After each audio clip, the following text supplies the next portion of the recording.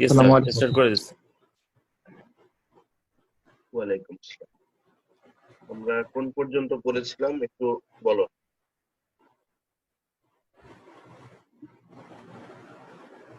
নতুন অধ্যায় কি শুরু করেছিলাম না শুরু করার কথা? স্যার শুরু করেছিলেন স্যার। শুরু হয়েছে।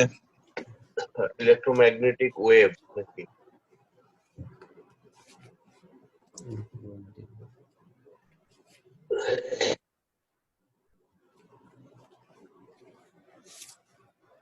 লেখো সবাই।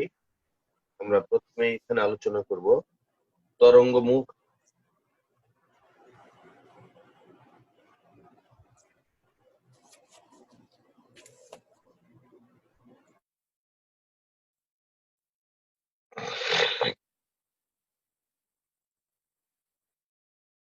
তরঙ্গের উপর অবস্থিত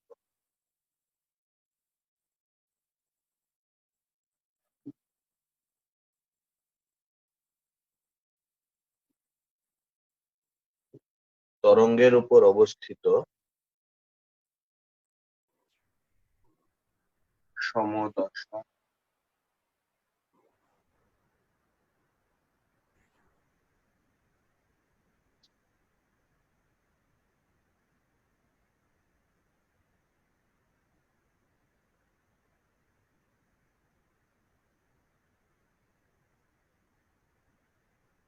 সমদশা সম্পন্ন কণার গতিপথ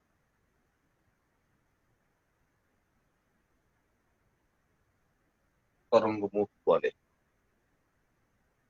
বারবার একটা কথা বলতে চাই, সমদশা সম্পন্ন কণার গতিপথ। কথা স্পষ্ট বোঝা যায়? Yes sir. জি স্যার। ধরো ধরো আমরা এখানে একটা আলোর উৎস রেখেছি।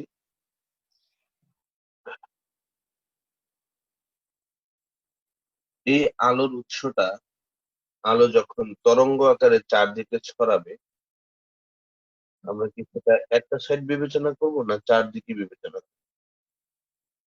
আর দেখছেন। ধরো এই তরঙ্গ এখান থেকে সৃষ্টি হয়ে এদিকে এভাবে ছড়াচ্ছে,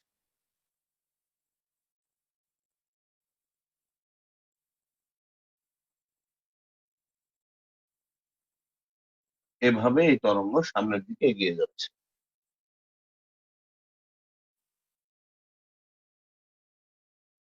এদিকেও যাবে, নিচে যাবে, বামে যাবে, কোনাকুনি যাবে, চারদিকে এই আলোটা অগ্রসর হবে।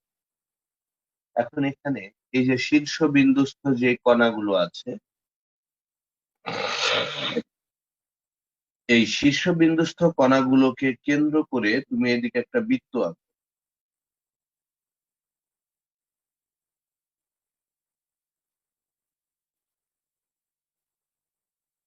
এবং এই বৃত্তটা আমরা গাঢ় দাগ দিয়ে আঁকলাম।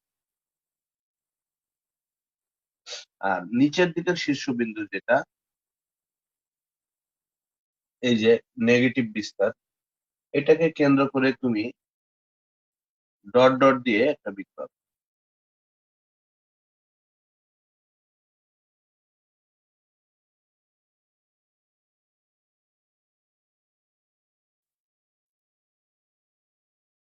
আঁকছো? তাহলে গাঢ় দাগ দিয়ে যে বৃত্তটা আঁকলা সেটা তরঙ্গের শীর্ষবিন্দুকে টাচ করেছে। ডট ডট দিয়ে যে বৃত্তটা আঁকলা তরঙ্গের নেগেটিভ শীর্ষবিন্দুকে টাচ করেছে। আবার দেখো শীর্ষবিন্দু আছে, তাহলে এটাকে টাচ করিয়ে তুমি আবার একটা গাঢ় দাগ দিয়ে বৃত্ত আঁকো।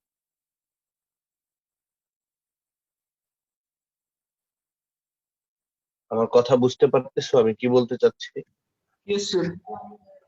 আবার নেগেটিভ বিস্তার দিয়ে যে বিন্দুটি আছে তুমি ডট ডট দিয়ে বৃত্ত আঁকো।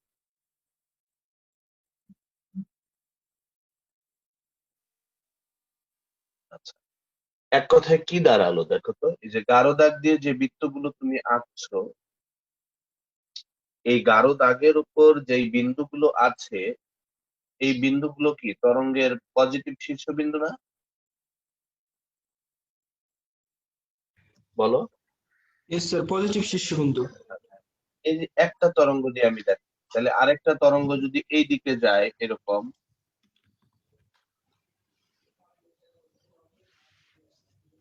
আঁকা যাবে দেখো,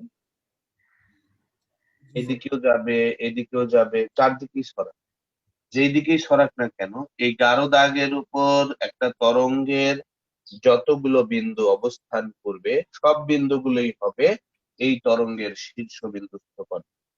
ক্লিয়ার? স্যার লাস্ট কথাটা আরেকবার।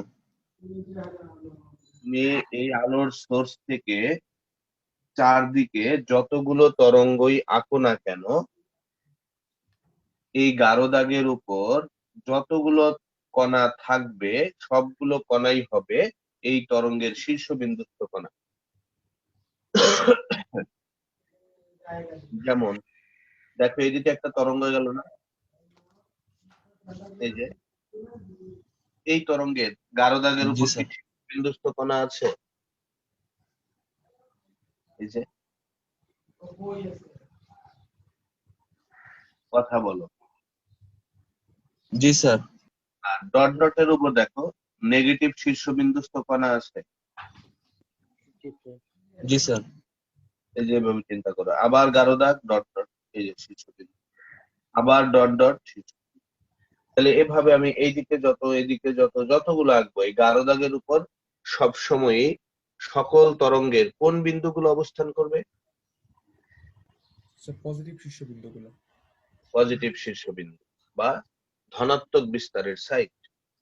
একইভাবে ডট ডট দিয়ে যে বৃত্ত আঁকছো এই ডট ডটের উপর তুমি চারদিকে যতগুলো তরঙ্গ আঁকবা সবগুলো তরঙ্গের কোন বিন্দুস্থ কণা অবস্থান করবে? নেগেটিভ তরঙ্গ। তাহলে দেখো এই গাঢ় দাগের পরে একটা ডট ডট আসলো, আবার গাঢ় আসলো, কারণ আবার শীর্ষবিন্দুস্থ কণা চলে আসলো। তাহলে আমরা কি বলতে পারি যে এই যে সমদশা, সমদশা বলতে কি শীর্ষবিন্দু শীর্ষবিন্দু আবার শীর্ষবিন্দু আবার শীর্ষবিন্দু, এই সমদশা সম্পন্ন কণাগুলো তোমাকে একটা নির্দিষ্ট অঞ্চলের মধ্যেই সীমাবদ্ধ না আস্তে আস্তে সামনের দিকে অগ্রসর হচ্ছে? সামনের দিকে অগ্রসর হচ্ছে। সামনের দিকে অগ্রসর হচ্ছে। একইভাবে আমি যদি বলি যে একটা তরঙ্গের নেগেটিভ শীর্ষবিন্দুস্থ কণা সেগুলোও কি একই জায়গায় সীমাবদ্ধ না আস্তে আস্তে এভাবে তরঙ্গের সাথে সাথে এক্সপ্রেড করছে, ছড়িয়ে পড়ছে? ছড়িয়ে পড়তেছে। তাহলে আবার সংজ্ঞার সাথে মিলে কিনা দেখো তো।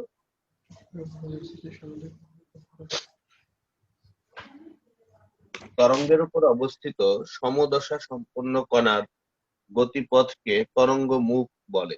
আমার সংজ্ঞার সাথে মিলছে কিনা দেখো। মানে স্যার এই যে স্যার যে পুরো সার্কেলটাই স্যার তরঙ্গ মুখ। রাইট। এই সার্কেল গাঢ় দাগ আবার গাঢ় দাগ আবার গাঢ় দাগ, তাহলে এই সার্কেলটাকে আমরা একটা তরঙ্গ মুখ বলবো। তবে এই তরঙ্গ মুখ অবস্থান সাপেক্ষে আস্তে আস্তে চেঞ্জ হয়ে সামনে আগাবে। ক্লিয়ার? Yes sir. তাহলে এই গাঢ় দাগের উপর তুমি যদি এভাবে অসংখ্য কণা চিন্তা করো তাহলে এই অসংখ্য কণাগুলোকে আমরা কি বলতে পারবো সমদশা সম্পন্ন কণা? জি স্যার। Yes sir. হবে দশা কি? দশা হলো এখানে যে বিন্দুস্থ কণাগুলো তুমি দেখছো এই কণাগুলোর দ্রুতি, তারপরে তোমার ত্বরণ, গতিশক্তি, বিভব শক্তি, বিস্তার সবকিছু এভরিথিং সেম না? জি স্যার। গতির যে সার্বিক অবস্থা আছে এই সব কন্ডিশন গুলো সেম হবে না? Yes sir. এই জন্য এদেরকে বলা হয়েছে সমদশা। একইভাবে আবার এই গাঢ় দাগের উপর যতগুলো কণা দেখবা এই গাঢ় দাগের উপর যতগুলো কণা এই গাঢ় দাগের উপর যতগুলো কণা সার্বিক দিক থেকে সবগুলোর কন্ডিশন সেম আসবে না? জি স্যার। এই জন্য আমরা সংজ্ঞার মধ্যে বলেছি সমদশা সম্পন্ন কণার গতিপথই হলো তরঙ্গ মুখ।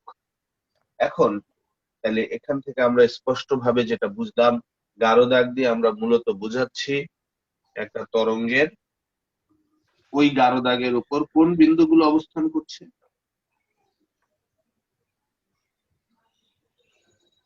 শীর্ষ সমদশা বিন্দুগুলো। সম্পন্ন কোণগুলো। হ্যাঁ, সমদশা সম্পন্ন, রাইট। একইভাবে ডট ডট আবার গাঢ় আবার ডট ডট, এভাবে তরঙ্গ মুখ এক অঞ্চল থেকে আরেক অঞ্চলের সামনের দিকে কি হবে, সঞ্চালিত হবে। তোমাদের এটা নিয়ে কি কারো কোনো কোশ্চেন আছে?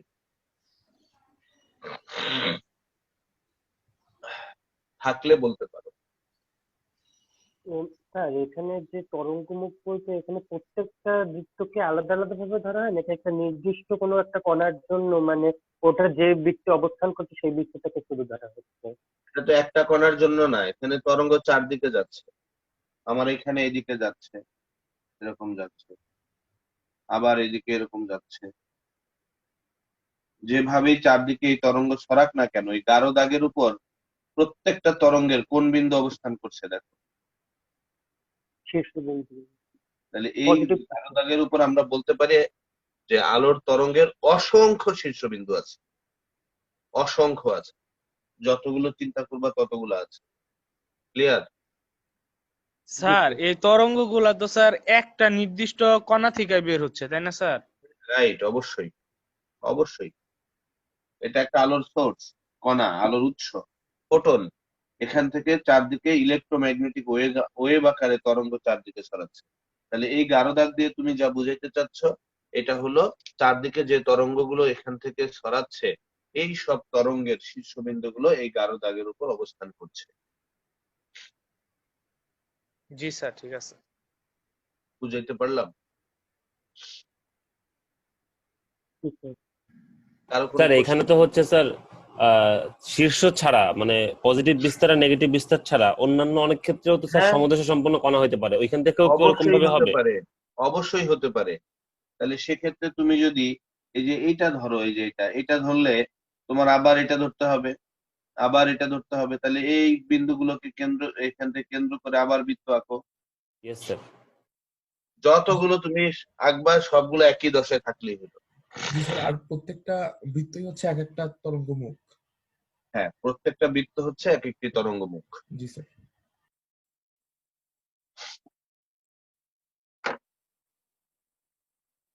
এবার লেখো, তরঙ্গমুখ হলো মূলত দুই প্রকার। এক নাম্বার স্যার হলো, এটা শীর্ষবিন্দু ছাড়া হবে না? ওই শীর্ষবিন্দু টাচ করা ছাড়া মাঝখানের যে কোনো একটা হ্যাঁ বিন্দু দিয়ে? বললাম তো, ওইটার ব্যাখ্যাই তো দিলাম, যে কোনো বিন্দুই হতে পারে। আমি এখানে দুইটা বিন্দু দিয়ে বুঝাইছি। এখন শীর্ষবিন্দু বা নিচের শীর্ষবিন্দু না হইয়া অন্য কোনো বিন্দু হতে পারে, কোনো অসুবিধা নেই।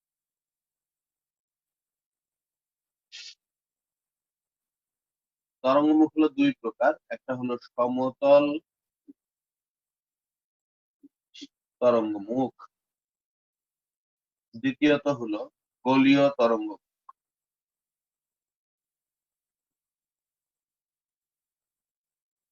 সমতল তরঙ্গমুখ আর একটা হলো গোলীয় তরঙ্গ। এখন দেখো, সমতল তরঙ্গমুখ তুমি কোন ক্ষেত্রে পাবা? মনে করো বিশাল বিস্তৃত আলোক উৎস, একেবারে অনেক বড় একটা আলোক উৎস, বৃহৎ আলোক উৎস, যেমন সূর্যের কথাই বলতে পারো। এই বৃহৎ আলোক উৎস সূর্য যদি হয়, এই সূর্য থেকে আলো চারদিকে ছড়াচ্ছে না এরকম, বলো? Yes sir. এখন এই সূর্যকে কেন্দ্র করে তুমি যদি এই তরঙ্গ গুলাকে ওই যে আগের মতো বৃত্ত আঁকতে চাও, তাহলে সেই বৃত্তের ব্যাসার্ধটা কি প্রায় অসীম হয় না? জি স্যার। জি হ্যাঁ, স্যার। জি স্যার। বলো। সূর্য তো পৃথিবীর চেয়েও বড়, তাই না? Yes sir. তো সেক্ষেত্রে এই সূর্যকে কেন্দ্র করে তুমি যদি ওরকম তরঙ্গমুখ আঁকতে চাও, আর সেখান থেকে যদি তুমি খানিকটা অংশ এভাবে চিন্তা করো, এই যে এইটুকু চিন্তা করতেছো, তাহলে এটার স্ট্রাকচারটা দেখতে অনেকটা কি প্লেন বা সমতলের মতো মনে হবে না? Yes sir. পৃথিবীর মাটি গোলাকার, কিন্তু তুমি পৃথিবীর উপরে দাঁড়ায়া মাটির দিকে তাকায়া যদি অনেক দূর পর্যন্ত তাকাও, তোমার কাছে সমতলই মনে হয়, হয় না? ইয়েস জি স্যার। স্যার। তাহলে বিশাল বিস্তৃত আলোক উৎস যখন তুমি চিন্তা করবা, তখন সেখানে তরঙ্গ মুখ যদি ইমাজিন করো, সেটা হবে তোমার সমতল তরঙ্গ মুখ। ওকে? Yes sir.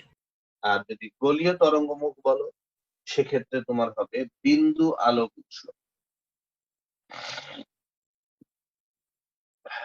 বিন্দু আলোক উৎস একেবারে সরিষার দানার পরিমাণ মনে করো, ছোট্ট একটা লিড বাল্ব, এখানে জ্বলছে, তাহলে এখান থেকে তুমি তরঙ্গ মুখ যতগুলো চিন্তা করবা, সেখান থেকে তুমি যদি খানিকটা অংশ কেটে নাও, তাহলে এটার স্ট্রাকচারটা কেমন মনে হচ্ছে দেখো তো? গোলীয়। গলি। তাহলে আমরা বলতে পারি যে বিশাল বিস্তৃত আলোক উৎসের ক্ষেত্রে তোমার সমতল তরঙ্গ মুখ পাওয়া যায়, আর গোলীয় তরঙ্গ মুখ পাওয়ার ক্ষেত্রে তোমার অবশ্যই বিন্দু আলোক উৎস বিবেচনা করতে হবে। এটাই ছিল তরঙ্গ মুখের মূল অ্যানালাইসিস। এবার আসো হাইগেনস প্রিন্সিপাল।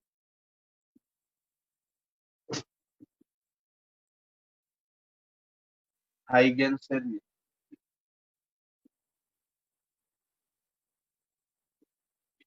হাইগেনস এর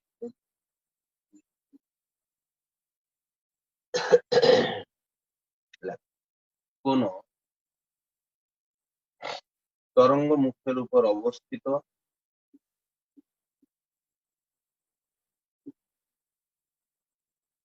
কোন তরঙ্গ মুখের উপর অবস্থিত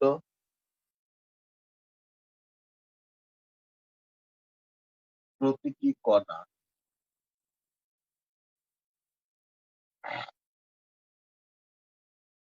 এক একটি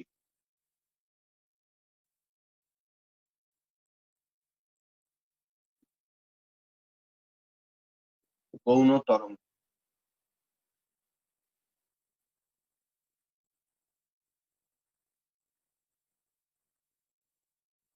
কোন তরঙ্গ মুখের উপর অবস্থিত প্রতিটি কণা এক একটি গৌণ তরঙ্গের উৎস হিসেবে কাজ করে।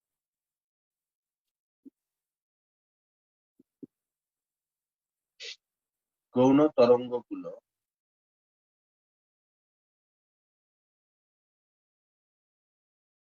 গৌণ তরঙ্গগুলো মূল তরঙ্গের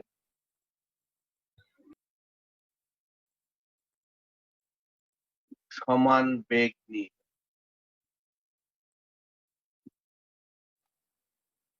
সামনের দিকে অগ্রসর হয়।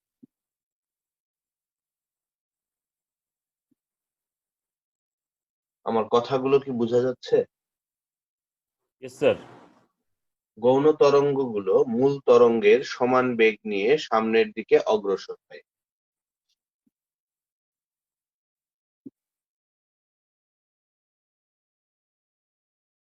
গৌণ তরঙ্গগুলোকে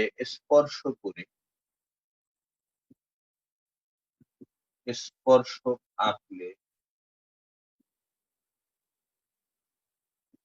গৌণ তরঙ্গগুলোকে স্পর্শক আঁকলে তা নতুন তরঙ্গ মুখের অবস্থান নির্দেশ করে। গৌণ তরঙ্গগুলোকে স্পর্শক আঁকলে তা নতুন তরঙ্গ মুখের অবস্থান নির্দেশ করে।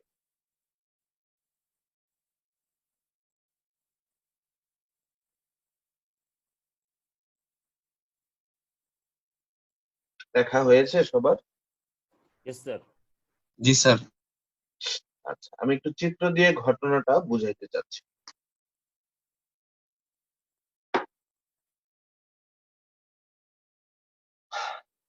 আমি সংজ্ঞাটা মুছে দিচ্ছি।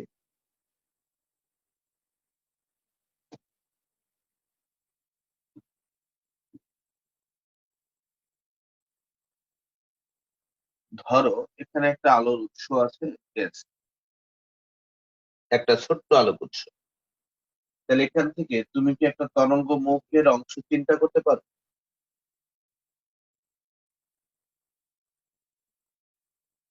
এটা কি গোলীয় হবে না সমতল হবে? বলিও। গোলীয় হবে। গোলীয়। তাহলে এই যে আমি একটা গাঢ় দাগ দিয়ে একটা তরঙ্গ মুখ বৃত্ত না এঁকে তার একটা অংশ চিন্তা করলাম, তাহলে এটার উপরে যতগুলি কণা আছে এই সবগুলো কণাকে তুমি কি গৌণ উৎস বলতে পারবে না? Yes sir. জি স্যার। এখানে এটা হলো মুখ্য উৎস, আর এই যে ছোট ছোট কণাগুলো যে দেখছো, এই কণাগুলো কিন্তু এক একটি আলোর উৎস হিসেবে কাজ করবে। তাহলে এটা হলো মুখ্য আর এটা সাপেক্ষে, এগুলাকে আমরা বলবো গৌণ উৎস। ক্লিয়ার? Yes sir. এই কণাগুলোর নাম দিয়ে দাও S1, S2, S3, S4। তাহলে বলো তো, এই কণা, এই কণা, এই কণা, এই কণা, এগুলা প্রত্যেকটা আবার আলাদা আলাদা আলোর উৎস হিসেবে কাজ করবে না? জি স্যার। Yes sir. এটা যদি আবার আলোর উৎস হিসেবে কাজ করে, এখান থেকে তুমি আবার নতুন তরঙ্গমুখ এভাবে প্রত্যেকটা থেকে আলাদা করে আঁকতে পারবে না?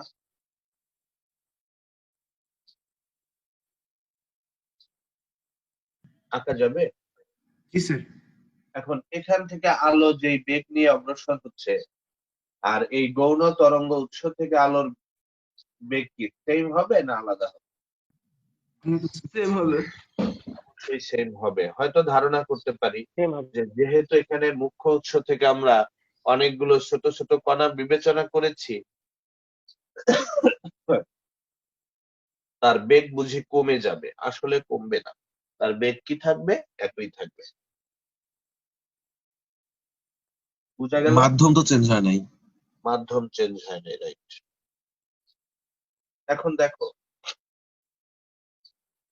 এই যে আবার তরঙ্গমুখ চিন্তা করলা, এখানে কি আবার আলোর কণা বিবেচনা করা যেতে পারে? পারে না? জি স্যার। তাহলে দেখো তো, এইটার সাপেক্ষে এইগুলোকে আমরা কি আবার গৌণ সোর্স বা গৌণ উৎস বলতে পারি? জি স্যার। এভাবে এগুলোর জন্য আবার তুমি এভাবে আলাদা তরঙ্গমুখ আঁকতে পারো।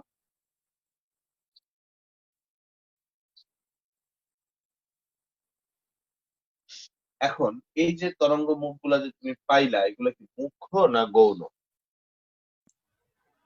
স্যার গৌণ। গৌণ। এখন তুমি এখান থেকে এই যে এইগুলাকে টাচ করে যদি একটি স্পর্শ পেতে দাও, যেগুলা গৌণ পাইলা এগুলোকে টাচ করে তুমি যদি একটি স্পর্শ পেতে দাও, এরকম,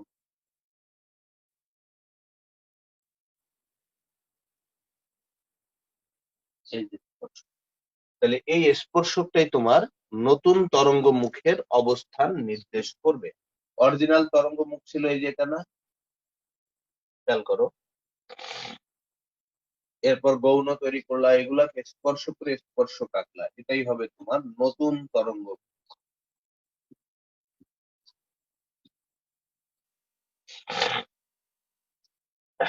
এভাবে আমরা তরঙ্গ মুখ থেকে তরঙ্গ মুখ সৃষ্টি করব এবং আস্তে আস্তে সামনের দিকে আগাবো। আমরা একটু আগে তরঙ্গ মুখের অ্যানালাইসিস করে যেটা বলেছিলাম, হাইগেন্স কিন্তু সেটাই বলেছে, কিন্তু একটু ভিন্নভাবে বলেছে, তাই না? জি স্যার। হাইগেন্সের ভিন্নটা কি ছিল বলো? হাইগেন মুখ্য উৎস গৌণ উৎস দিয়ে চিন্তা করেছিল, আর আমরা আগের তরঙ্গ মুখ যেটা বলেছিলাম সেখানে একটা উৎস থেকে আলো তরঙ্গ আকারে চারদিকে ছড়াচ্ছিল। এখানে তো তাই হচ্ছে। এই যে নতুন তরঙ্গ মুখ তুমি পাইলা, তার মানে এই গাঢ় দাগের উপর যদি তরঙ্গের শীর্ষবিন্দু এর অপেক্ষা করে, তাহলে এই গাঢ় দাগের উপরও কি তরঙ্গের শীর্ষবিন্দু গুলো অবস্থান করবে? জি স্যার। ভিন্নতা আছে, দুইজনের উপস্থাপনাটা ছিল দুই রকম। এই আর এখানে হাইগেন্স প্রথমবার হচ্ছে স্পর্শক আঁকতে হতো না? কোন প্রথমবার? এগুলো স্পর্শক একই তো পেয়েছো। এই যে এটা যে পাইলা, তোমার এর মধ্যে এখান থেকে আরো ছোট ছোট গৌণ তরঙ্গ যদি চিন্তা করো, ওইগুলোকে স্পর্শ করেই তো এটা পাইছো। জি স্যার। না স্যার, বলছি স্যার S1, S2, S3 আর S4 কে নিয়ে আমরা যেই মুখগুলা আঁকলাম, বৃত্তচাপগুলা, ওইগুলাকে স্পর্শ করাইলে হ্যাঁ, যেটা হবে এটাকে ওইটা না? স্পর্শ করে আঁকলেও হবে, এটাকে স্পর্শ করে আঁকলেও হবে, কোনো অসুবিধা নেই। তুমি এটাকে স্পর্শ করে আঁকো, এগুলা স্পর্শ করে আঁকলা, এইভাবে এখান থেকে আরো আঁকো। এই দাগের উপর যতগুলা তরঙ্গ কণা আছে নাই, এটা পরে না। না, এই দাগের উপর যতগুলো কণা আছে সবগুলোই সমদশা। এই এখানে স্পর্শ টানলে সবগুলো সমদশা, এগুলা স্পর্শ করে আঁকলে সবগুলোই সমদশা হবে। আচ্ছা আচ্ছা স্যার, জি স্যার। ঠিক আছে? কেন সমদশা হবে? কারণ আমরা এখানে তরঙ্গ মুখগুলো সবগুলোই আমরা কিন্তু গাঢ় দাগ দিয়ে আইডেন্টিফাই করেছি। আর যদি ডট ডট দিয়ে আইডেন্টিফাই করতাম, সেগুলোও সমদশা বলা যেত। কারণ জি স্যার। সেগুলো হয়তো তরঙ্গের নিচের দিকের শীর্ষবিন্দু। ওকে,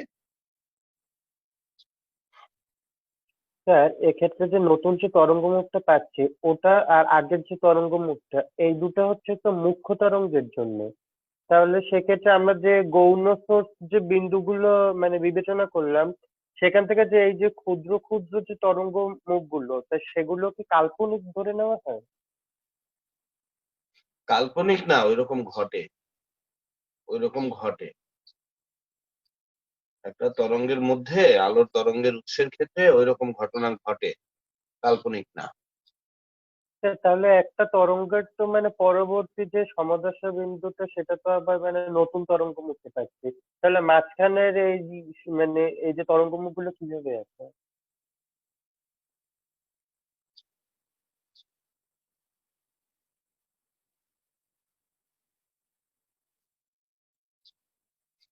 এরকম বলছিল না আমরা প্রথম দিকে যখন বললাম? জি স্যার। তাহলে এই যে গাঢ় দাগ, এই দাগের অর্থ কি? এই যে এটা, এখন এর উপরে আরো অনেকগুলো কণা আছে, এই যে এগুলা থেকে আবার এরকম আলাদা আলাদা ছড়াচ্ছে।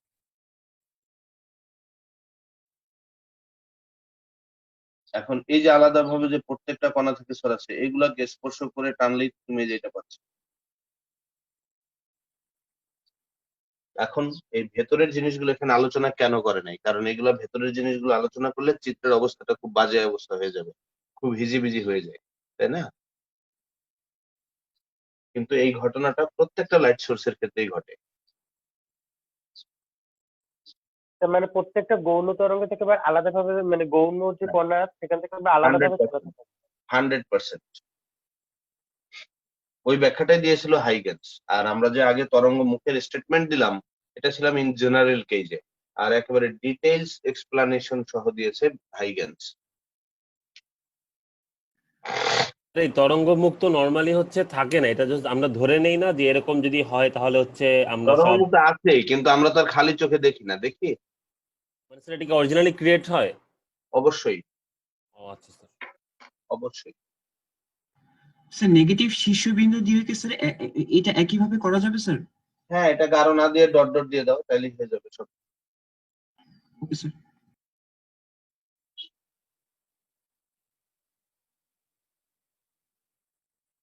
দুইটা প্রয়োগ আছে এখানে হাইগেন্স প্রিন্সিপালের সাহায্যে আলোর প্রতিফলন এবং প্রতিসরণের সূত্র প্রতিপাদন।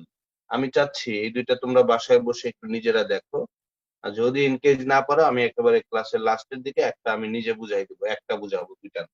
আমার মনে হয় উপপাদ্য জ্যামিতি পড়ছো না, ওইরকম তোমরা নিজেরা একটু পড়ো, পড়লে আশা করি হয়ে যাবে। আমরা এবার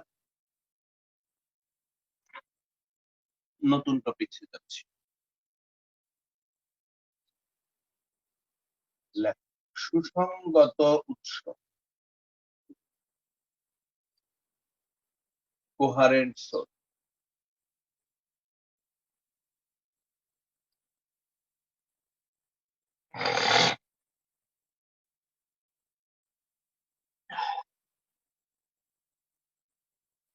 ধরো এই যে একটা আলোক উৎস, এই যে একটা আলোক উৎস, এটা S1, এটা S2।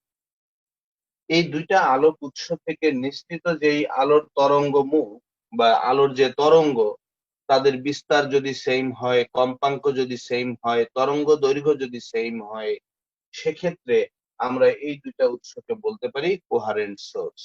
আমি আবারও বলছি, দুইটা সোর্স থেকে আলোর যে তরঙ্গ বের হবে, তাদের বিস্তার, তরঙ্গ দৈর্ঘ্য, কম্পাঙ্ক ইত্যাদি সব যদি সেম হয়, সেই ধরনের সোর্সকে আমরা কি সোর্স বলবো? Coherent source. কোহারেন্ট সোর্স বা সুসংগত উৎস। তাহলে এক কথায় বলা চলে যে দুইটি উৎস হতে নিঃসৃত আলোর তরঙ্গের বিস্তার, তরঙ্গ দৈর্ঘ্য, কম্পাঙ্ক যদি সমান হয়, তাহলে সেই সোর্স দুইটাকে আমরা কি সোর্স বলতে পারবো? সুসংগত উৎস বা কোহারেন্ট সোর্স বলতে পারবো। সংজ্ঞা বই থেকে পড়ে ফেলো। তোমরা ফার্স্ট ইয়ারে যখন তরঙ্গ অধ্যায় পড়েছিলা, সেখানে আলোর ব্যতিচার, সেখানে তোমরা পড়েছিলে না, স্থির তরঙ্গ বিট। স্যার সেখানে একটা তথ্য ছিল, মনে আছে কিনা দেখো, তরঙ্গের উপরিপাতন নীতি। জি স্যার। সেখানে একাধিক তরঙ্গ একটা যদি আরেকটার সাথে মিশে যেত তাহলে দুইটার সমন্বয়ে একটা লব্ধি তরঙ্গ পাইতা। দুইটা তরঙ্গ যদি বিপরীত দিক থেকে আসতো তোমরা পেয়েছিলে স্থির তরঙ্গ, আর দুইটা তরঙ্গ যদি একই দিক থেকে ওভারল্যাপ করতো সেক্ষেত্রে আমরা পেয়েছিলাম কে ব্যতিচার, তাই না? আমরা সেই জিনিসগুলো একটু লেখো। আলোর ব্যতিচার,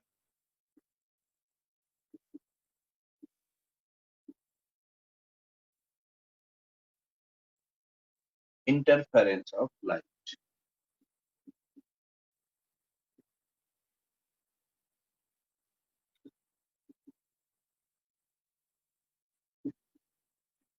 আলোর ব্যতিচার বা ইন্টারফারেন্স অফ লাইট। সমান বিস্তার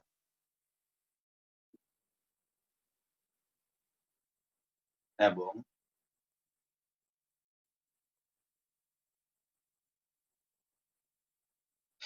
সমান তরঙ্গ দৈর্ঘ্য বিশিষ্ট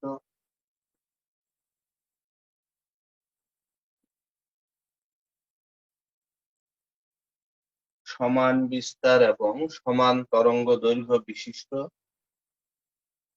দুটি আলোক তরঙ্গে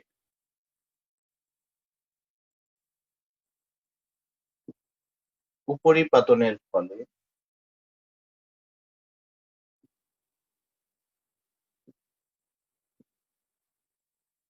আলোক তরঙ্গের উপরিপাতনের ফলে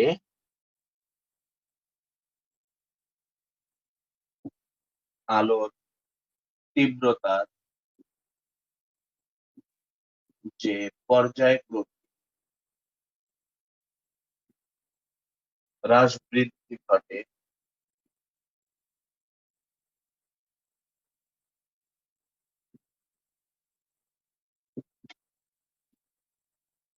সমান বিস্তার ও সমান তরঙ্গ দৈর্ঘ্য বিশিষ্ট দুটি আলোক তরঙ্গের উপরিপাতনের ফলে আলোর তীব্রতার যে পর্যায়ক্রমিক হ্রাস বৃদ্ধি ঘটে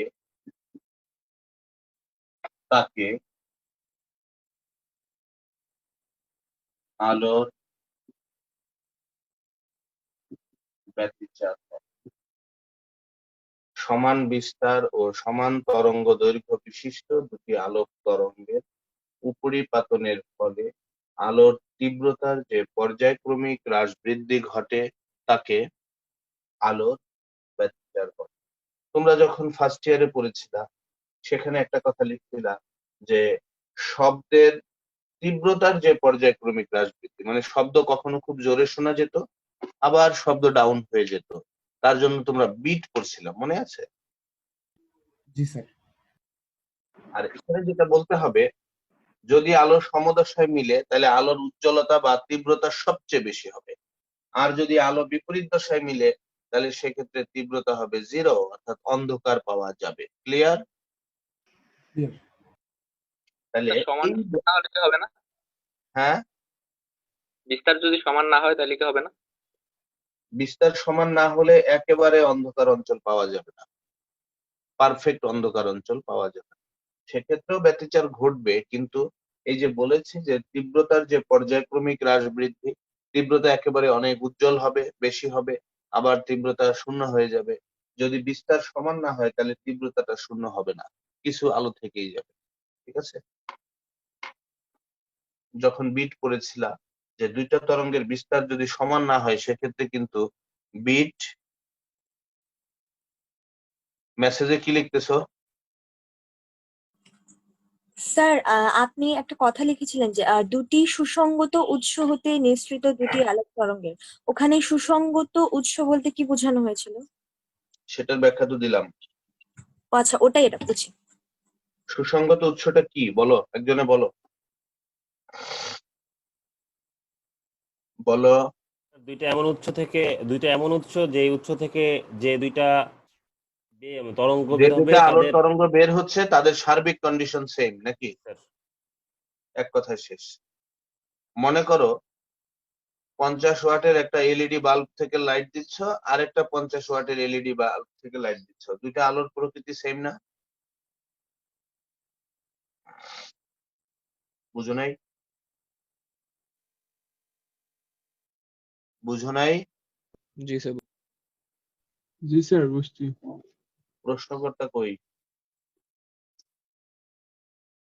জি স্যার, লিখতেছিলাম, বুঝছি এবার। হুম, আচ্ছা, এখন দেখো, আমি কি এটা একটু ফাঁকিবাজি করে পড়াবো না দুইজন রোল একেবারে একই detail? আছে, হ্যাঁ, একই রোলের দুইজন আছে। কে? 74। দেখছি 24। 74।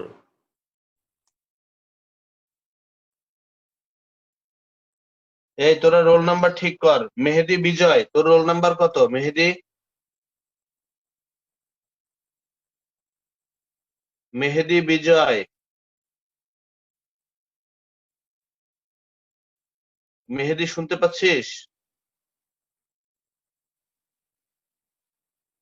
কোনো রেসপন্স নাই। ও,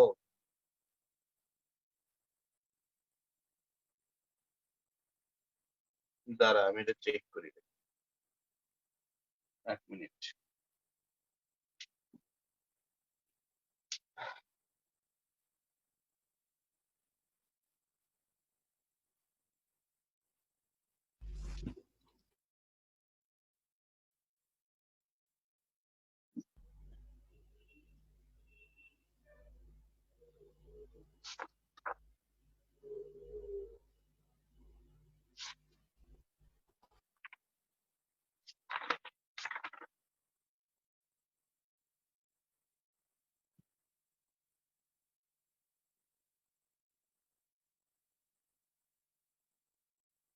মেহেদি বিজয়, তোমার রোল নাম্বার কত?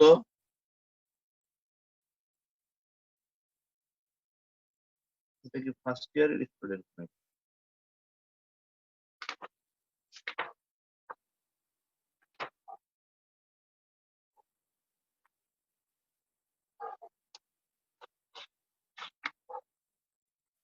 এটা কি শুরু থেকে আছে সালেক? স্যার আমি তো একটু আগে খেয়াল করলাম। আমার তো এই নাম তো সেকেন্ড ইয়ারে থাকার কথা না।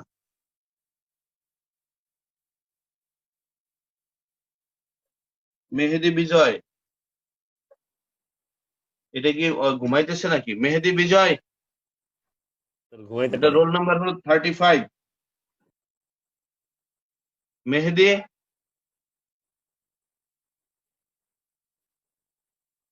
দেখছস কোনো রেসপন্স নাই।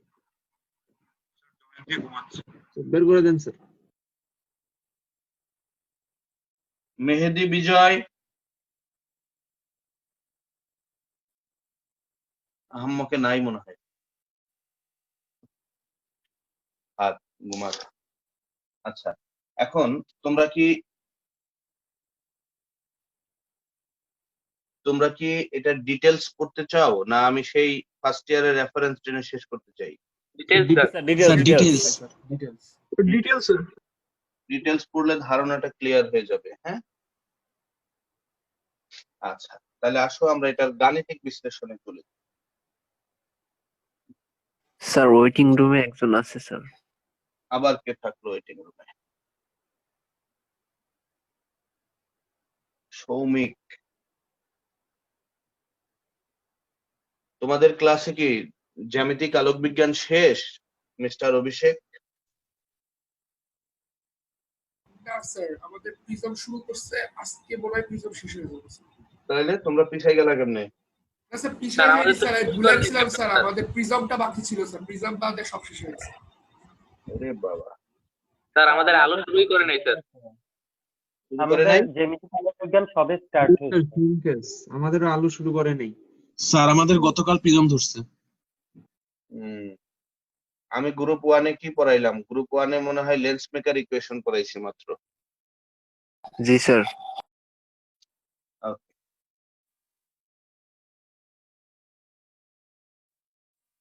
আমরা একটু ডিটেলস আলোচনায় যেতে চাই। হেডলাইন দিয়ে লেখো গাণিতিক বিশ্লেষণ। তাহলে আমার এখানে কয়টা তরঙ্গ লাগবে? দুইটা। দেখো তো সেই ফার্স্ট ইয়ারের ক্লাসে ফিরে যাও।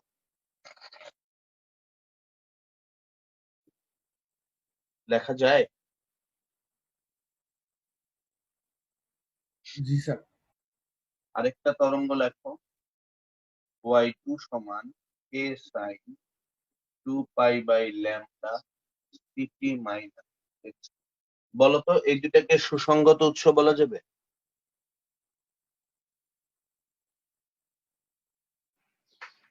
জি স্যার, বলা তো যাওয়ার কথা স্যার।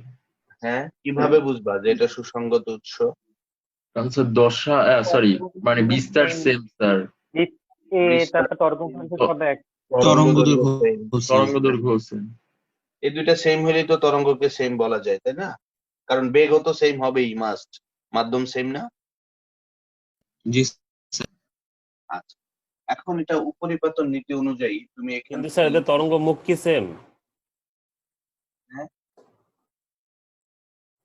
তরঙ্গ তরঙ্গ মুখ তো সেম বলার কিছু নাই। তরঙ্গ মুখ দুইটা তরঙ্গের কন্ডিশন যদি একই হয়, তাহলে শীর্ষবিন্দুস্থ কণার বেগ ত্বরণ সব তো একই রকম হবে।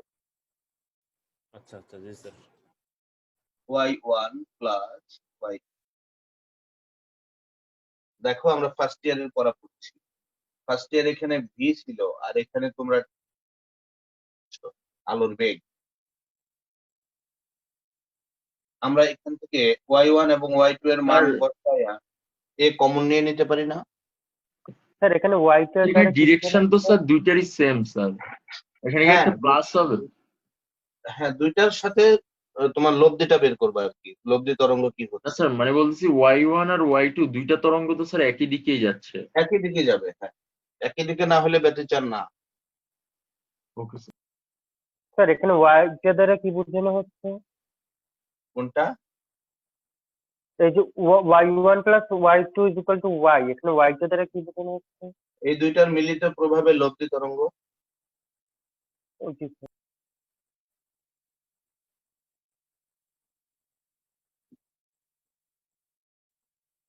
প্লাস, একটু দ্রুত লেখো,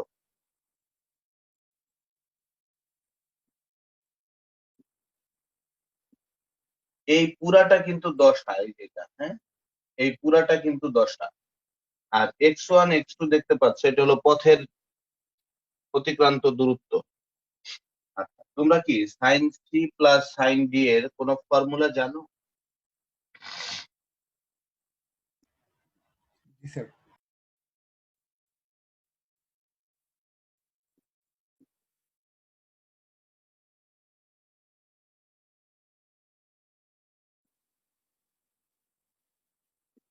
সূত্র কি? Sine C plus sine D এর 2 sine C plus D by 2 into cos C minus D by 2, তাই না? জি স্যার।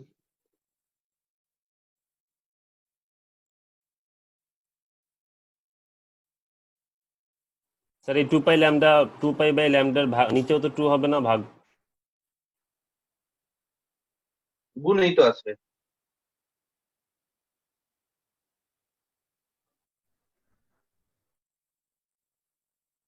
বুঝো নাই? এই পুরাটাকে সি ধরে নাও, এই পুরাটাকে ডি ধরে নাও। তাহলে sine C plus sine D এর ফর্মুলা কি? এইটা যোগ এইটা ভাগ 2 না?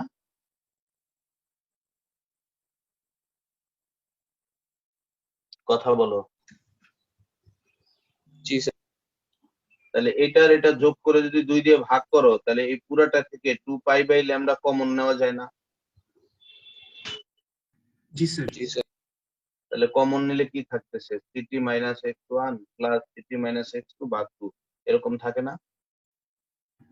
জি স্যার। কি সালে কথা বলো না কেন? ইয়েস স্যার, মানে স্যার আমি বলছিলাম স্যার এখানে ব্র্যাকেট দিলে তো স্যার এখানে 2টাকে আগে ভাগ দিয়ে তারপরে গুণটা বোঝায়, বাট এটা ধরা যায় মানে গুণ থাকলে। হ্যাঁ, আচ্ছা, এখন এখান থেকে তুমি একটু সিস্টেমে এই 2 2 কেটে দাও, এখানেও 2 2 কেটে দাও,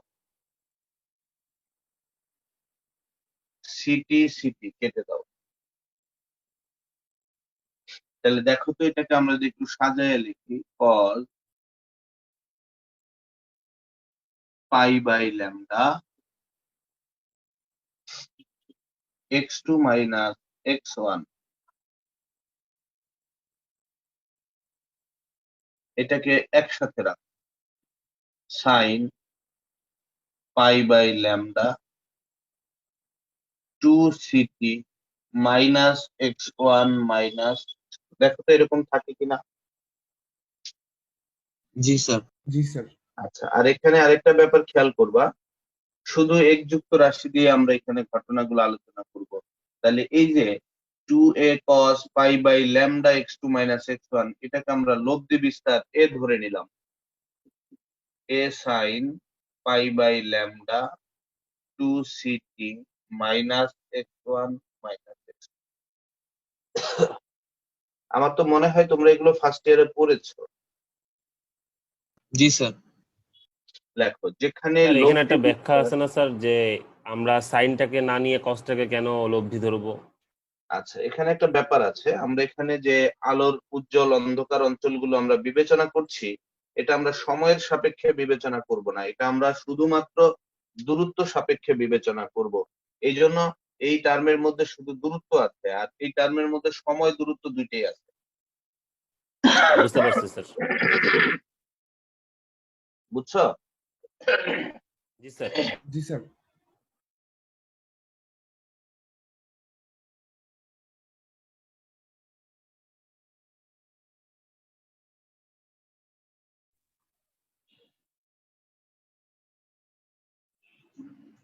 স্যার আসছেন? x2 মাইনাস, তোমাদের তো 9টায় ক্লাস আছে তাই না? জি স্যার, প্র্যাকটিক্যাল আছে।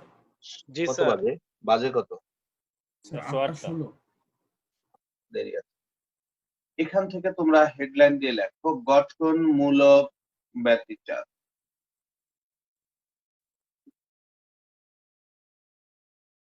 অবলিক দিয়ে লেখো উজ্জ্বল আলোর শর্ত। ওই যে তীব্রতা সবচেয়ে বেশি, হ্যাঁ, ওই তীব্রতা বেশিটাকে আমরা বলবো উজ্জ্বল আলো।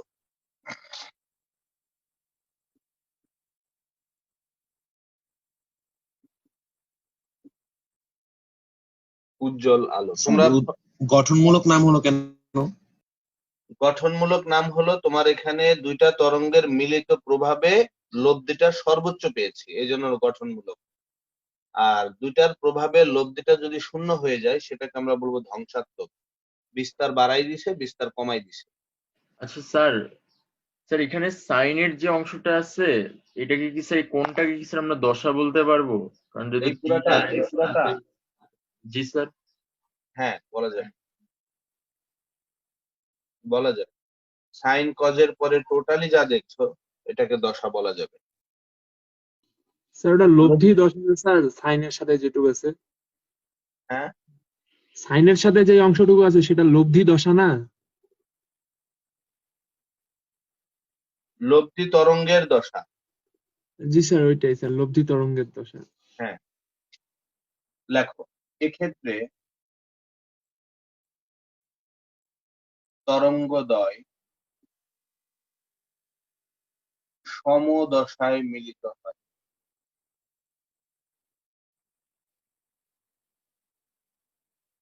এবং লব্ধি বিস্তার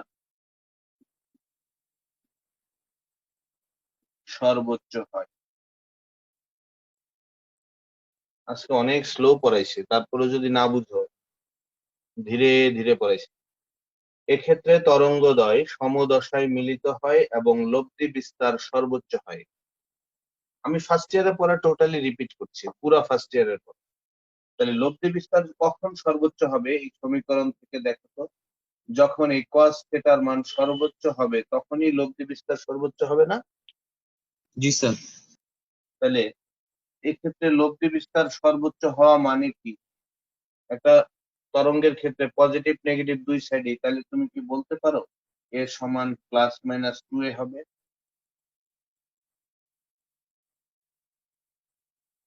যদি ধনাত্মক সাইডে হয় তাহলে a প্লাস a, তাহলে প্লাস 2a। আর যদি দুইটাই নেগেটিভ সাইডের হয় তাহলে সমদশা হলে মাইনাস a মাইনাস a, তাহলে মাইনাস 2a হবে না? cos থিটার সর্বোচ্চ ভ্যালু কত? পজিটিভ সাইডে +1 আর নেগেটিভ সাইডে কত? -1 না? Yes sir. Yes sir. এর পরিবর্তে পুরা ভ্যালুটা লিখে দাও। এটা আমার পড়ানোর উদ্দেশ্য হলো এগুলার ব্যবহার আছে ব্যাপকভাবে, মনোযোগ দিয়ে করতে হবে। x2 minus x1 plus minus 2, এই 2 এ কাটাকাটি করে দাও। cos pi by lambda x2 minus x1 plus minus 1 বলা যায়?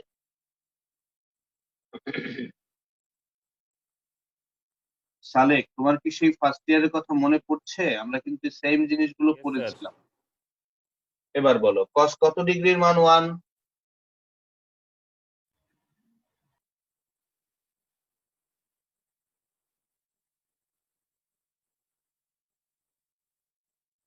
দেখো তো এটা এভাবে লেখা যায় কিনা। জি sir. cos 0 plus 1, cos pi minus 1, cos 2 pi plus 1, cos 3 pi minus 1, cos n pi এভাবে পর্যায়ক্রমে আসবে, তাই না? জি স্যার। আচ্ছা, উভয় পাশ থেকে cos এবং পাই বাদ দিয়ে দাও। cos এবং পাই যদি বাদ দিয়ে দাও তাহলে তোমার এখানে কি থাকছে একটু দেখো তো। 1 by lambda x2 minus x1 0 1 2 3 dot dot dot n এরকম থাকবে, দেখো তো। স্যার পাই তো কোন আকারে না? হুম, রেডিয়ান। তাহলে এখান থেকে তুমি কি এটা লিখতে পারো? জি স্যার। Yes sir. তাহলে এখন এখান থেকে তুমি পথ পার্থক্যটা বের করে ফেলো। দুইটা তরঙ্গের পথের দূরত্ব x1 এবং x2 যদি হয় তাহলে x2 মাইনাস x1 এটাকে কি পথ পার্থক্য বলা যায়? Yes sir. পথ পার্থক্য সমান, আমি একবার এটাকে n ল্যামডা লিখে দিই, দেখো তো সমস্যা আছে কিনা। না স্যার। না স্যার। n এর মান হবে কত? 0 1 2 3 ইত্যাদি, তাই না? জি স্যার। বুঝলা? বুঝতে বুঝলা? পারছি। বুঝলা? জি স্যার। জি স্যার। তাহলে বলো গঠনমূলক ব্যতিচার বা উজ্জ্বল আলোর ক্ষেত্রে পথ পার্থক্য কত হবে? n lambda.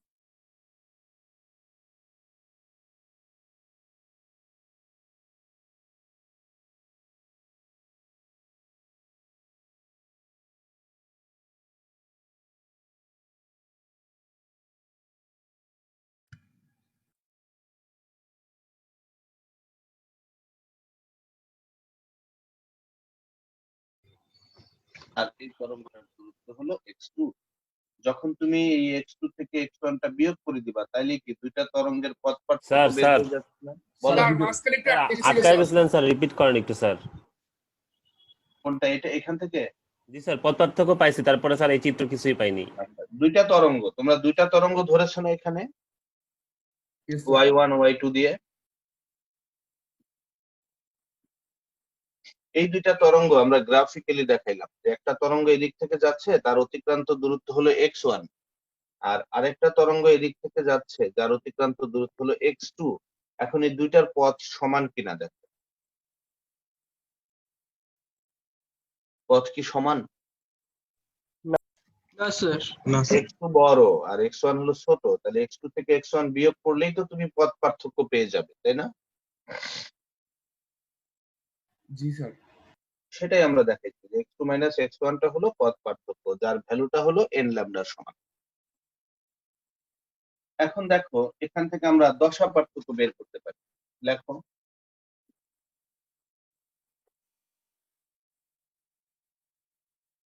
দশা পার্থক্য del is equal 2 pi by lambda CT minus x1। দেখো তো y1 তরঙ্গের দশা এটা ছিল না? জি স্যার। আর y2 তরঙ্গের দশা কত ছিল? 2 pi by lambda CT minus x2 এরকম ছিল না? দেখো তো জি স্যার। দুইটার মধ্যে বিয়োগ করে দিয়েছে, তাহলে দশা পার্থক্য হয়ে গেল 2 পাই বাই ল্যামডা যদি কমন নিয়ে নাও c t minus x1 minus c t plus x2, c t c t কেটে দাও। তাহলে 2π/λ ইন্টু x2 মাইনাস x1। তোমরা কি ফার্স্ট ইয়ারে পড়েছিলা যে দশা পার্থক্য সমান 2π/λ ইন্টু পথ পার্থক্য? ইয়েস জি স্যার। স্যার। পড়েছিলা? Yes sir. এখন দেখো এই x2 মাইনাস x1 আমরা গঠনমূলক ব্যতিচার বা উজ্জ্বল আলোর ক্ষেত্রে n ল্যামডা লিখতে পারি না? উজ্জ্বল আলোর ক্ষেত্রে ইয়েস স্যার। তাহলে এখান থেকে দেখো তো উজ্জ্বল আলোর ক্ষেত্রে 2π/λ ইন্টু n ল্যামডা, তাহলে ল্যামডা ল্যামডা কাটাকাটি গেলে 2n পাই থাকতেছে।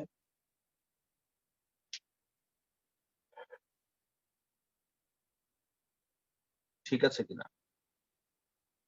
Yes sir. এবার আরেকবার বলো। বলুন, কি আরেকবার বলবো বলো? এই যে লাস্ট লাইনটা একটু আরেকবার বলুন। কোন লাস্ট লাইন? এটা?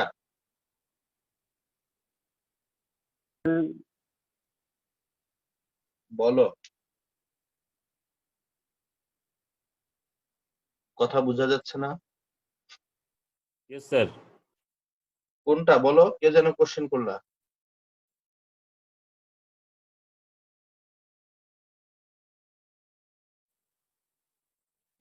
স্যার এখানে n এর ভ্যালু কি 0 থেকে স্টার্ট হবে? 0 থেকে স্টার্ট হবে। এই দুইটা বিয়োগ করে দিলাম, ক্যালকুলেশন করার পরে আমরা পাইলাম 2π/λ into x2 minus x1। x2 minus x1 টাকে বলা হয় পথ পার্থক্য, আর গঠনমূলক ব্যতিচারের জন্য পথ পার্থক্য পাইছো n ল্যামডা। তাহলে 2π/λ ইন্টু এটার পরিবর্তে যদি n ল্যামডা লিখে দাও, এটা কত আসতেছে? 2n পাই আসতেছে না? জি স্যার। তোমরা কি আমাকে শুনতে পাচ্ছ? জি স্যার, শোনা যায়। আচ্ছা, তাহলে বলো গঠনমূলক ব্যতিচারের ক্ষেত্রে পথ পার্থক্য কত? n2π। হ্যাঁ, পথ পার্থক্য n ল্যামডা। n lambda. গঠনমূলক ব্যতিচারের ক্ষেত্রে দশা পার্থক্য কত? 2n পাই। আমি বলতে পারি পথ পার্থক্য হলো ল্যামডা এর সাধারণ গুণিতক, তাই না? 0 1 2 3 ইত্যাদি। আর দশা পার্থক্য হলো 2n পাই। 2n পাই মানে কি? পাইয়ের জোড় গুণিতক না বিজোড় গুণিতক? জোর গুণিত। জোর গুণিতক। জোড় গুণিতক।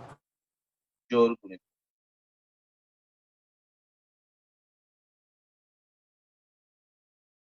এবার 2 নাম্বার দিয়ে লেখো ধ্বংসাত্মক ব্যতিচার।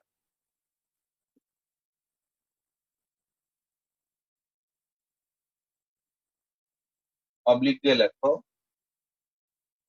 অন্ধকারের শর্ত।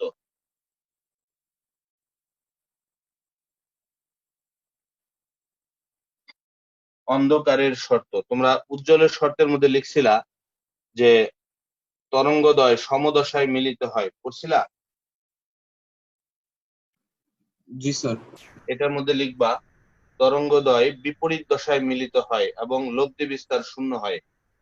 বিপরীত দশা মানে কি? একটা হবে এ আর একটা হবে মাইনাস এ, তাহলে এই দুটার মিলিত লব্ধি বিস্তার কি শূন্য হয়ে যাবে না?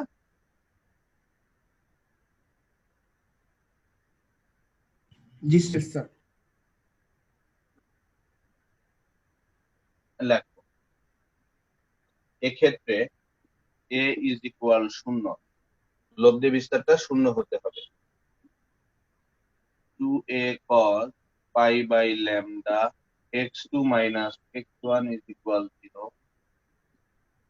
cos π/λ x2 minus x1 is equal 0 cos π/λ x2 minus x1। বলো cos কত ডিগ্রির মান 0?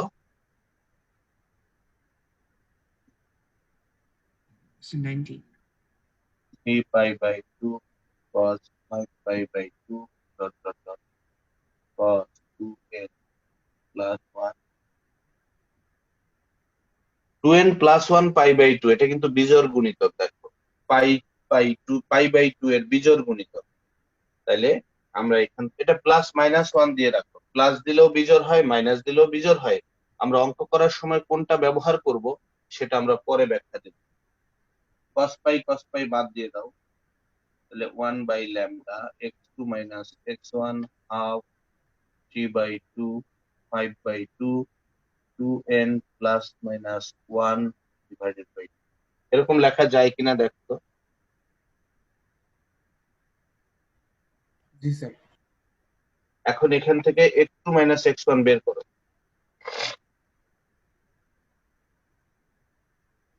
আমি একবারে লিখে দিই, x2 minus x1 is equal, এই ল্যামডাটা যদি উপরে চলে যায় দেখো তো, λ/2, 3λ/2, 5λ/2, 2n প্লাস 1 λ/2। আমরা একবারে কি বলতে পারি 2n প্লাস মাইনাস 1 λ/2 বলা যাবে? জি স্যার। তাহলে বলো, ধ্বংসাত্মক ব্যতিচার বা অন্ধকারের ক্ষেত্রে পথ পার্থক্য কত? 2n plus minus 1 λ/2। λ/2 এর এক কথায় যদি বলি, λ/2 এর বিজোড় গুণিতক হইলেই তোমার অন্ধকার অঞ্চল পাওয়া যাবে। ক্লিয়ার? Clear sir. আচ্ছা, এক্ষেত্রে দশা পার্থক্য কত হবে?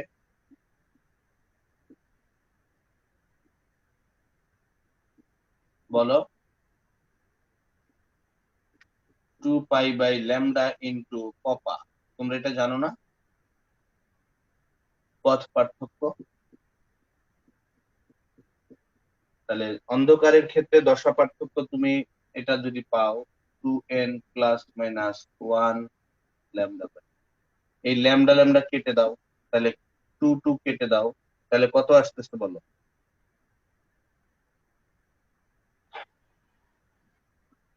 Pi into 2n plus minus.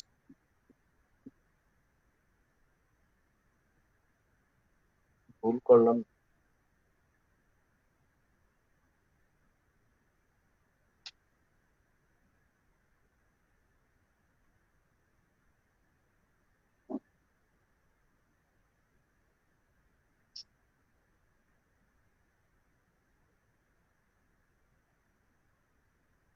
কোথাও ভুল হইলো নাকি দেখো তো। জি স্যার, আমাদের ব্যাচে এরকম হয় নাই। কোথাও একটা ঝামেলা হতেছে মনে হয়।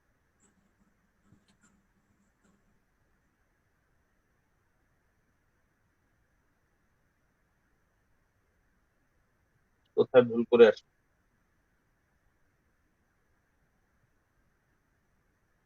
খাতা আছে নাকি তোমার কাছে? দেখো তো কি আসছিল এটা। জি স্যার, খাতা আছে। স্যার, দেখাও। এখানে পথ পার্থক্যের ওখানে 2π/λ ইন্টু ব্র্যাকেটে 2n প্লাস 1, তারপর হচ্ছে π/2 এভাবে দিয়েছিলেন। তখন আপনি বলেছিলেন যে 2n প্লাস 1 ইন্টু পাই আর হচ্ছে 2n মাইনাস 1, এই দুইটা আলাদা আলাদা করে তারপরে বিবেচনা করতে। পথ পার্থক্য কত আসছিল সেটা বলো। পথ পার্থক্য আসছিল, কোথায় গেল, 2n প্লাস 1 ইন্টু λ/2 আর 2n মাইনাস 1 λ/2 সেম আছে, কিন্তু আপনি বলেছিলেন যে আলাদা আলাদা করে বিবেচনা করতে সবসময়। অসুবিধা নাই, প্লাস মাইনাস দিলেও অসুবিধা নাই। এরপরে এখানে এটা কি বের করছিলাম তোমাদের ক্ষেত্রে? হ্যাঁ, বের করেছিলেন। কি লিখছিলাম এখানে বলো? 2π/λ into c t minus x1 bracket close, তারপরে হচ্ছে মাইনাস 2π/λ সিটি মাইনাস x2। না ঠিক আছে, ওইটা করার পরে তুমি কি হচ্ছে পেয়েছো? 2π/λ ইন্টু x2 মাইনাস x1। হ্যাঁ, এই তো পথ পার্থক্য x2 মাইনাস। তারপরের লাইন কি লিখছি? স্যার, এতটুকুই রেখে দিয়েছিলেন, আপনি বলেছিলেন যে এতটুকু হইলেই হবে, এটা দিয়ে ম্যাথ করতে বলছিলেন। 2π/λ 2n প্লাস 1। আচ্ছা, এটাই আসবে, এটা লিখে রাখো। এবার বলো, তাহলে গঠনমূলক ব্যতিচার বা উজ্জ্বল অঞ্চলের ক্ষেত্রে উজ্জ্বল অঞ্চলের ক্ষেত্রে বা উজ্জ্বল আলোর ক্ষেত্রে পথ পার্থক্য কি পাইছো? মুখস্থ করতে হবে, বলো। সালেক বলো। n lambda. n lambda. দশা পার্থক্য কি পাইছিলা? 2n পাই। 2n পাই। 2n পাই। আর ধ্বংসাত্মক ব্যতিচারের ক্ষেত্রে পথ পার্থক্য কত? 2n plus minus 1/2। 2n plus minus 1/λ/2। খবরদার, একটা সূত্র যেন উল্টাপাল্টা না হয়। 2n প্লাস মাইনাস 1 λ/2 আর দশা পার্থক্য 2n প্লাস মাইনাস 1 পাই। ওকে? জি স্যার। এখানে পায়ের বিজোড় গুণিতক আসতেছে না, দেখো তো। Yes sir. Yes sir. তাহলে পায়ের জোড় গুণিতক হইলে হয় উজ্জ্বল, আর পায়ের বিজোড় গুণিতক হইলে হয় অন্ধকার। Clear? Clear sir. Yes sir, clear. আমরা এটার প্রয়োগ আজকে আর দেখবো না। এটার একেবারে খুবই ভালো একটা প্রয়োগ, তোমাদের কন্ডিশন গুলো মাথায় রেখে আমাদের ভালো প্রয়োগ যেটা সেটা হলো ইয়াংস ডাবল স্লিট এক্সপেরিমেন্ট। যদি তোমরা পারো ইউটিউব থেকে সার্চ দিয়ে ইয়াংস ডাবল স্লিট এক্সপেরিমেন্টটা একটু দেখে নিও, ইনশাল্লাহ আমরা আগামী ক্লাসে সেটা করবো।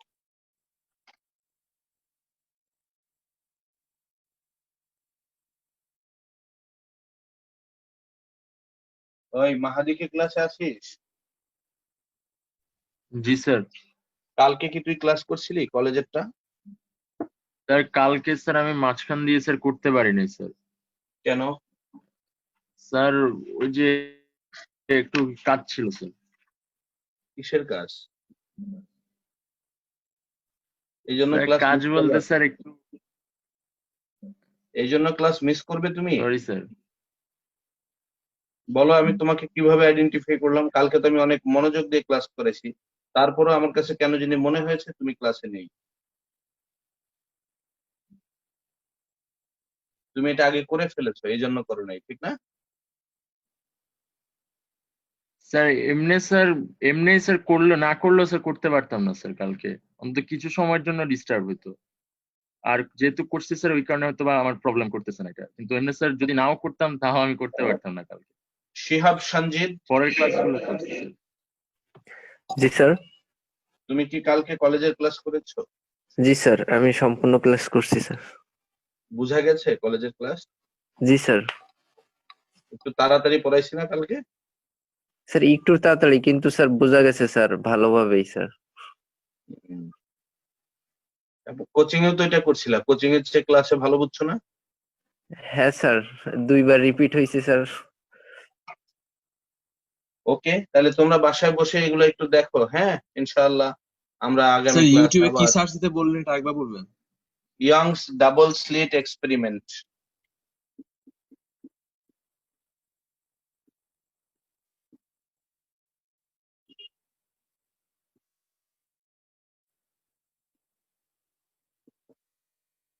Young's double slit experiment. It is the application of the interference of light. Koushik, Mridha আছো নাকি? Yes sir. কি অবস্থা তোমার? কেমন চলছে লেখাপড়া? আলহামদুলিল্লাহ ভালো স্যার। বাসায় লেখাপড়া ভালোই হচ্ছে তাহলে নাকি? জি স্যার। কলেজ? স্যার করতেছি স্যার। ফিজিক্স কে পড়াচ্ছে তোমাদের? Sir Shafiul sir. স্যার বাহ, এক্সিলেন্ট। স্যার তো একেবারে খুবই ভালো করে উপস্থাপন করে নাকি? স্যার চিত্র আঁকে তো স্যার 20 মিনিট বসে স্যার। সেটাই তো ভালো তোদের জন্য। চিত্র স্যার সুন্দর করে আলো হ্যাঁ? চ্যাপ্টার তো শুরু করতে পারলো না স্যার। মানে পড়াইতে পারে নাই, মানে শেষ হয়নি সিলেবাস? জি স্যার। অসুবিধা নাই, একসময় শেষ হবে, এত ভয়ের কি আছে? স্যার ডিসেম্বরের 20 তারিখে নাকি শেষ করবে, কিভাবে শেষ করবে জানি না। এত ভয়ের কি আছে? শেষ না হলে হবে না। স্যার কি এখন জিওমেট্রিক্যাল অপটিক্স পড়াচ্ছে? না স্যার শুরু করে নাই। ও, অসুবিধা নাই, স্যার যতটুকু পড়ায় খুব ভালো মতোই পড়ায়, ভালো করে খেয়াল করো। স্যার আমাদের টেস্ট পরীক্ষা কি স্যার জানুয়ারিতে হবে? জানুয়ারিতে? তা জানি না, খাতা দেখতে দেখতে বেটা জীবন শেষ তোদের। বাসায় বইয়া লেকচার, সবাই পরীক্ষা দিছ, সবার লগে সবার কানেকশন হয়ে গেছিল, সবাই গণহারে ফুল মার্কস পেতেছ।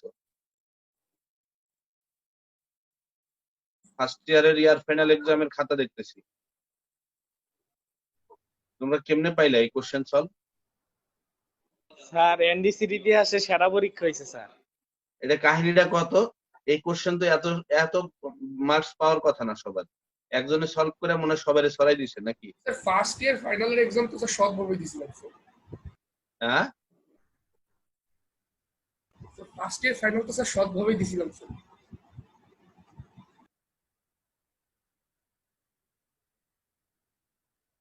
স্যার লাস্টে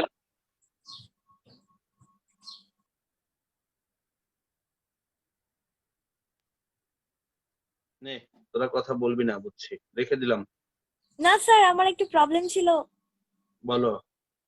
স্যার আমার কলেজে আজকে হচ্ছে গিয়ে পরীক্ষা, তো ওখানে সেমিকন্ডাক্টর ও ইলেকট্রনিক্স চ্যাপ্টার থেকে পিএন জাংশনের বৈশিষ্ট্য পর্যন্ত এক্সামের সিলেবাস আছে। আমি সবই পড়তে পেরেছি, কিন্তু পিএন জাংশনটাতে গিয়ে আটকাই গেছি। ওটা আমি নিজে নিজে বুঝতে কি আটকে গেল সেটা বলো। স্যার পিএন জাংশন মানে পি টাইপ আর এন টাইপের দুটো বৈশিষ্ট্য তো আমি জোড়া পড়েছি, লাগাই দাও, পি টাইপ এন কিন্তু টাইপ জোড়া লাগাই দিলে তো জোড়া পিএন লাগাই দেওয়ার জাংশন পরে হয়ে যাবে। এক্স্যাক্টলি কি হয় সেটা আসলে মানে মানে পুরোপুরি ভাবে ক্লিয়ার হচ্ছে না। পি টাইপ আর এন টাইপ যদি জোড়া লাগাই দাও, পি টাইপ অর্ধপরিবাহীর মধ্যে কি আছে, হোল আছে না? জি স্যার। এই যে জোড়া লাগাইলা, এটা পি টাইপ এটা এন টাইপ, এটার মধ্যে হোল আছে না? হ্যাঁ আর এন টাইপের মধ্যে কি ইলেকট্রন বেশি না? হ্যাঁ এটা তো জানো নাকি? হ্যাঁ হ্যাঁ এটা জানি। আচ্ছা, এই হোলের সাথে একটা নেগেটিভ ধর্মী আয়ন থাকে সাথে সবগুলোর সাথে, জি আর স্যার। ইলেকট্রনের সাথে পজিটিভ ধর্মী আয়ন থাকে।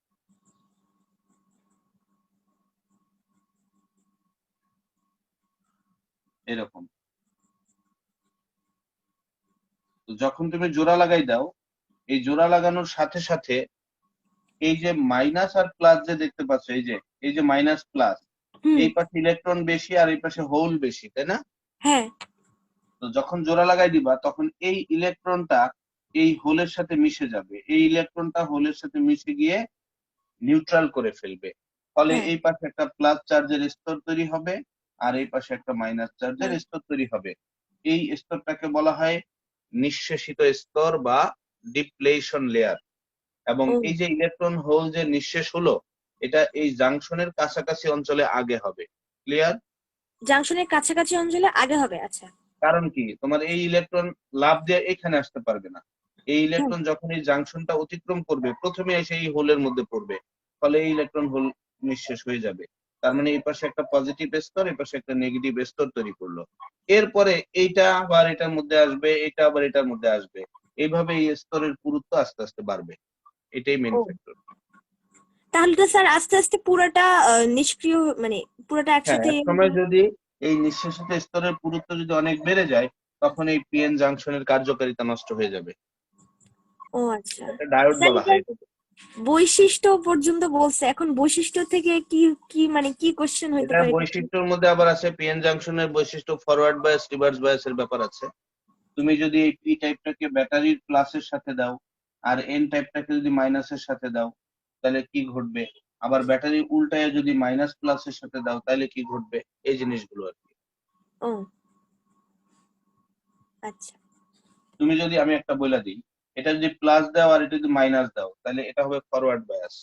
এই যে P plus N minus, forward bias. তাহলে ফরওয়ার্ড বায়াস যদি হয়, এই যে মাইনাস এই যে প্লাস, দেখো এই মাইনাস প্রান্ত ইলেকট্রন গুলোকে এইভাবে বিকর্ষণ করবে।